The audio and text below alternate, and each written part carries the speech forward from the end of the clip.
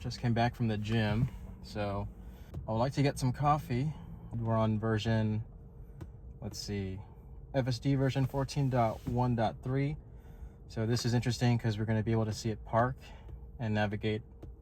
They don't have a parking lot here, but they have side street parking. There actually is a parking lot right across.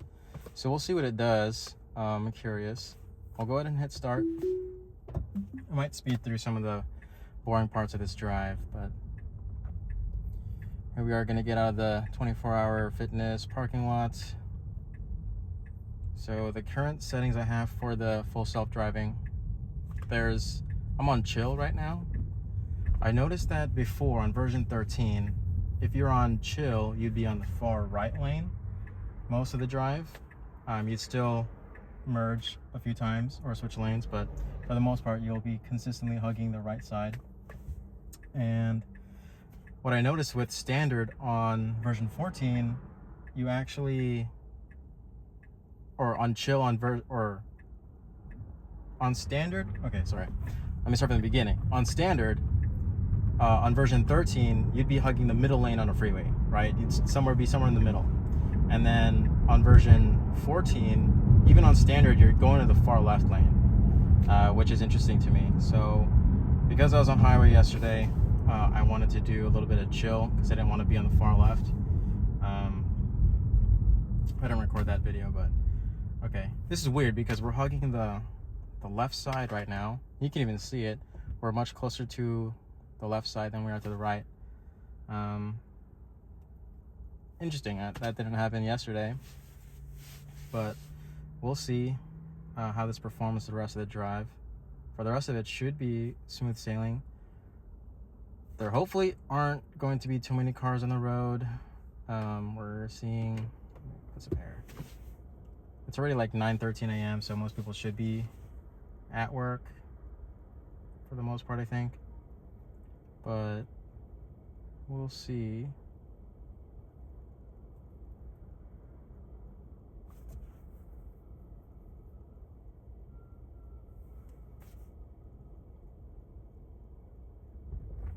There's our green. I would like it for it not to hug the left side here.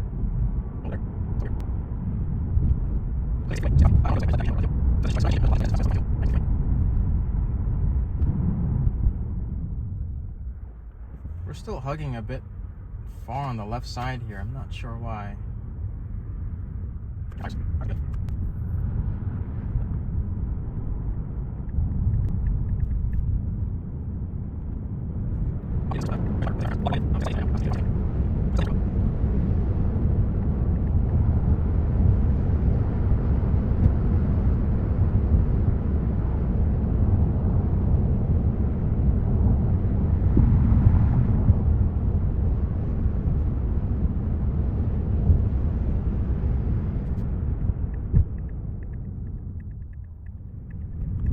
Actually, let me see if we're gonna do, or we're gonna park at the parking lot. Usually there's street parking, but yeah, for this destination, I think I want to do the parking lot. So I'll let it figure out and find out where the parking lot is. I'm sure I'd like to think it's run out to do that. I'm a bit optimistic, but we'll keep it going. So we're going 37. Speed limit's about to change. It's gonna be 40. And we'll see how soon it reacts as soon as we pass it. Okay, yeah, already changed to 40. And we can go a little bit faster with the flow of traffic. I'm gonna use this scroll wheel, turn it to the right. We'll go to standard.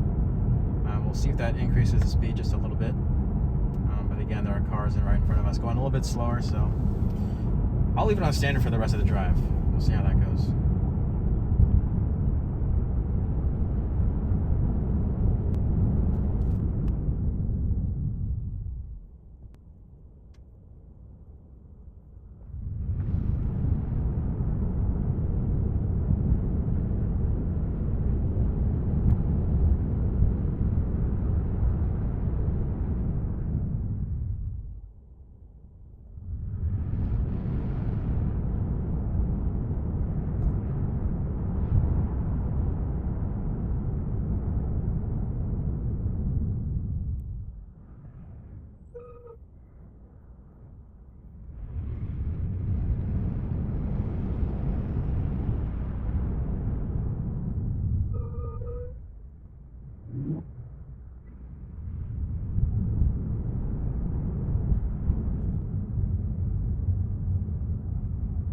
Interesting case there.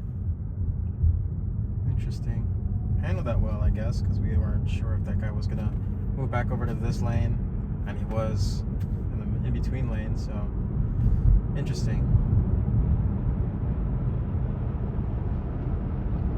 I have noticed that we do like to hug the left lane, the left side of the lane, a lot more than the right, or being in the middle, essentially, which I'd rather prefer. So I'm not sure what that is. It kind of feels like a bit of a regression. I don't think I saw it this much in version 13 at all. Like, we're pretty much dead center most of the time, except for the rare occasions where there are bigger trucks on maybe my right side or whichever side it would slightly move over, unless I'm imagining things. But this one for sure, I could probably play back the tape. So we've been hugging this left lane a little bit more than the staying in the middle.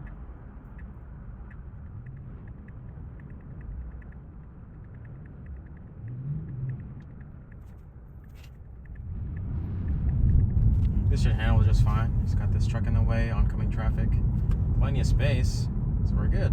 All right.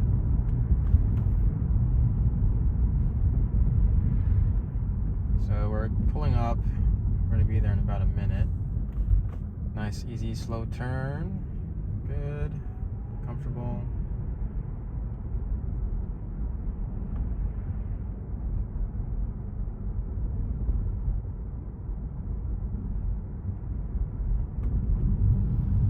So if we're looking for a parking lot, it's going to be actually right here is the parking lot. This is side street, curbside parking. But it's not parallel parking. You can just go for there's parking spaces, so we'll see. We waited for that guy. Yeah, so this is the parking lot to our right, coffee shop to the left, and there is there are parking spaces, but if there's none, we're gonna see how well it handles. And I don't want to park in handicap. If you saw my last video that parked in handicap, don't do it. You son of a bitch. All right, I don't want to park in handicap. I'm not even gonna bother letting it try. Can you read? Okay. So maybe not personal chauffeur ready, but close. It's close enough. No, that's not close enough. I'd rather really not have it park at the chauffeur. I mean, what the hell? I'd rather really not have it park in handicap, even if it sees that it's like an open space. But I don't know. Is there a setting here for like handicap parking that I have toggled on or something? Anyway, for the most part, usual comfortable drive. I was hoping that FSD 14, I mean, so far, I've done it for what, 3 or 4 drives so far. 2 of them I haven't recorded, or I think. They feel like version 13 for the most part, except for hugging this left lane, which only happened for this one instance. I didn't notice that before. In previous versions of 14, which I just started yesterday, essentially. But concluding thoughts, is it personal chauffeur ready? Not really. We still got some more work to do, especially for finding which parking lot or parking space it wants to park at that's not handicap, and recognizing what is or isn't a handicap. The fact that it can do it, I think, is interesting and cool, but you know, it's only going to get better from here, hopefully. I mean, we did have a regression hugging the left lane. Hopefully that can be fixed. I will need, for my car specifically, I do have a little haze on the camera glass right in front of it. So I'm gonna try and get that fixed hopefully today. If I pop by the Tesla service center without an appointment, I'll just pop up and say hi. We'll see. And I got my favorite Vietnamese iced coffee. All right, I'm back. I got my coffee, which you saw earlier, but I decided to add this in. I'm gonna try and navigate over to a Supercharger just to see what it's like, especially coming from here and to back into a spot. I haven't seen it done before. At least, I mean, I haven't personally done that yet. I don't normally go to Superchargers. I normally charge at home, which is the benefit of an electric car, but we'll see. I want to see how well it works. We're going to navigate to this Supercharger, and I'll hit self-driving, and then I'm probably going to speed this video up and then probably only say anything if there's anything interesting going on. But for the most part, it's just a little bonus to see how well our personal chauffeur does.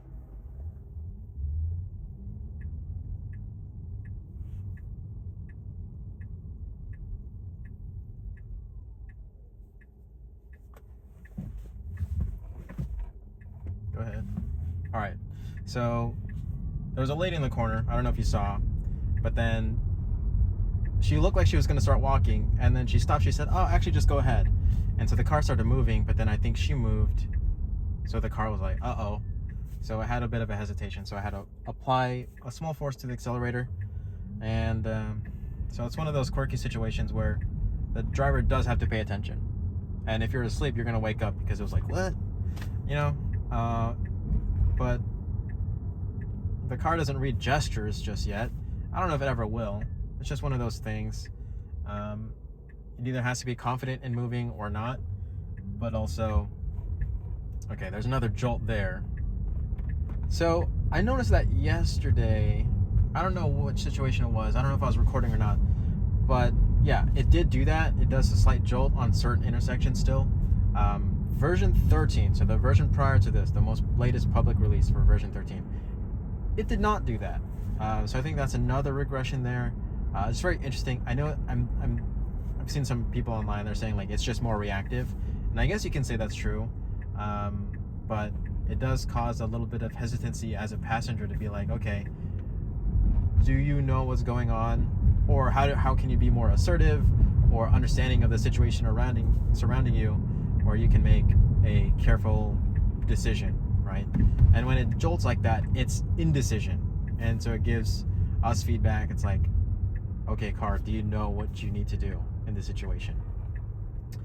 And yeah, that's fine.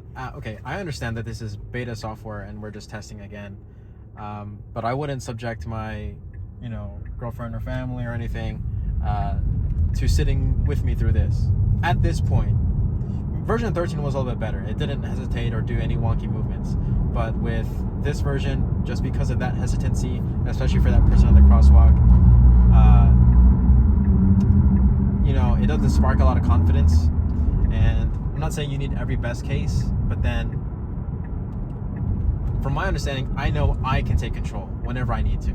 And I'm more aware of the situation than the passenger is, right? But as a passenger, and you're not the one behind the wheel, in case any emergency, you're relying on the car and then also the driver's awareness to handle or take over a situation. And if you're not confident that the car is doing something right, then you're just relying on the confidence of the driver. But then again, it's just like not a good look, essentially. It's like, then I don't want to be in a full self-driving car. No, thank you. And I mean, with all this technology moving forward, I think this is where the path is leading. Not every single car on the road is going to be full self-driving. Maybe that'll be way, way, way down the line. I don't even know if in my lifetime, but as of right now, the leading edge are driverless cars. Like you got Waymo and all this. What used to be Cruise in San Francisco. No more Cruise anymore, but I don't think. So it's just been very interesting, and to see this happening, unfold, get better over time. 2 steps forward, 1 step back. It's all just a learning game, and yeah, it's very interesting to see where the pioneers of this kind of tech are going. Whether it be this car, other manufacturers, or anything else.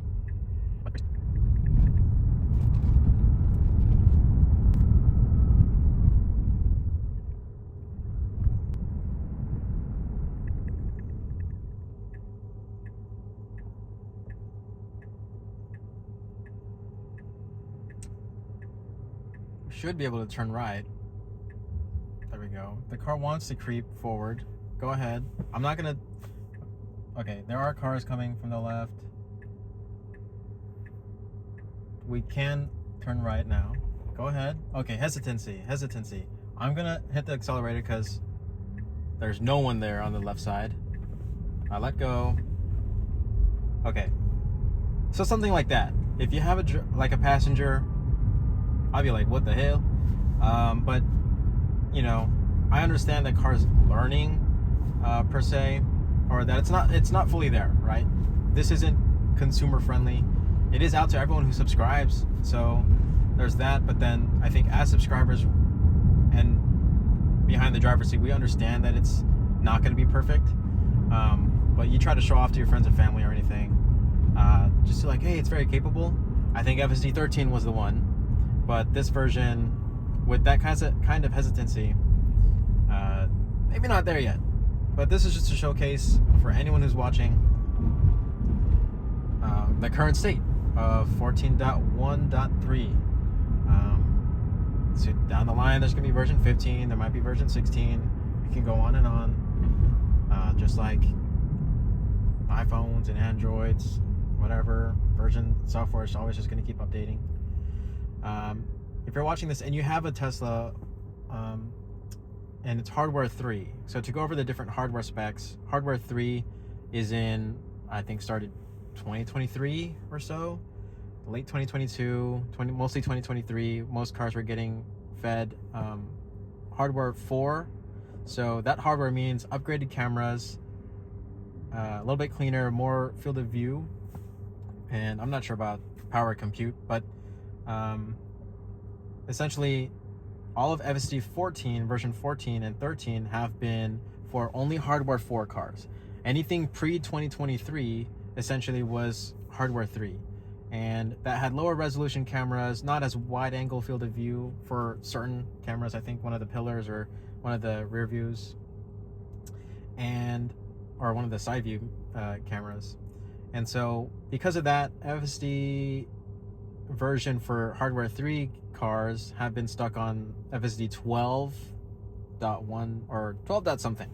I can't remember, version 12. And so hardware 4 has had a generous amount of updates. So version 13, which is really well improved, version 14, which improves on certain things but maybe regresses on others. It's a big update. We know that for sure. So yeah, it's just very interesting to see where it's at now. And for those hardware 3 owners, if you're watching this and you have hardware 3, fret not, because I think there was an earnings call the other day or so. There's going to be FSD 13 Lite or FSD 14 Lite, I think, LITE, which is coming to hardware 3 vehicles. So it should have more, what I'm going to guess is more comprehensive driving ability, but not full-fledged capability compared to hardware 4 because of certain camera limitations. And that kind of does really screw over a bunch of hardware 3 owners. But the fact that they're getting something, then rather being stuck on FSD 12 when there has been 13 and 14 now recently, it's good news, but it still kind of sucks. If you bought like a 2022 Model 3 in white, got the long range dual motor like myself in September, I was poop out of luck because I got the hardware 3.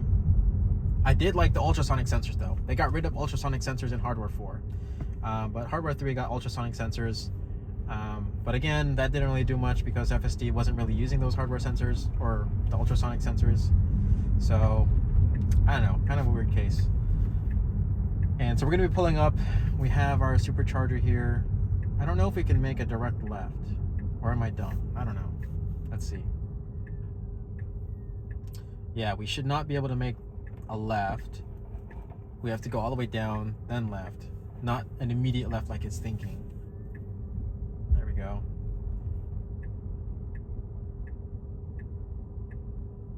Good fix.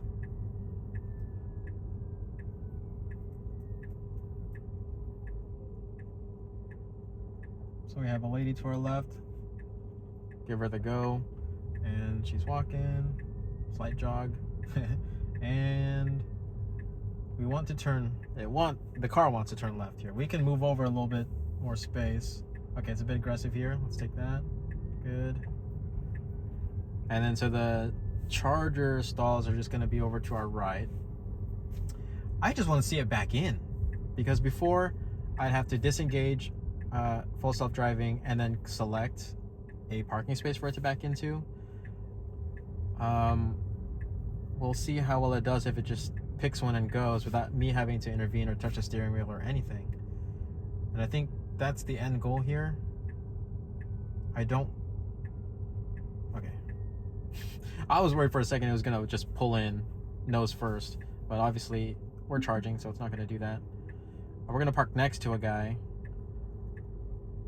That's not charging etiquette because this is a 150 kilowatt charging session, and 150 kilowatt stalls share power between drivers. So if I start taking this, then I think I'm stealing at the same power. But we got it. He's not even in there. So that's cool. And then I can just step out, plug in my car, and do my thing. That's all well and good. So it does do that. I don't have to intervene or anything. I think that's really cool. So is it personal chauffeur ready? In some cases, yes. Some cases, no. Really depends on the situation. If this was my destination and charging stop, that would have been cool. I used FSD 14 all the way to LA, and it would have been cool if it pulled into a charger on its own every time it got off the highway. So, well, we'll see. I don't have any long trips planned, but to see it do this, I think that's interesting. Maybe I will plan a long trip just for this. But cool. Again, thanks for watching. Stay tuned for more videos, and we'll catch you in the next one. Or whatever. Thank you, bye.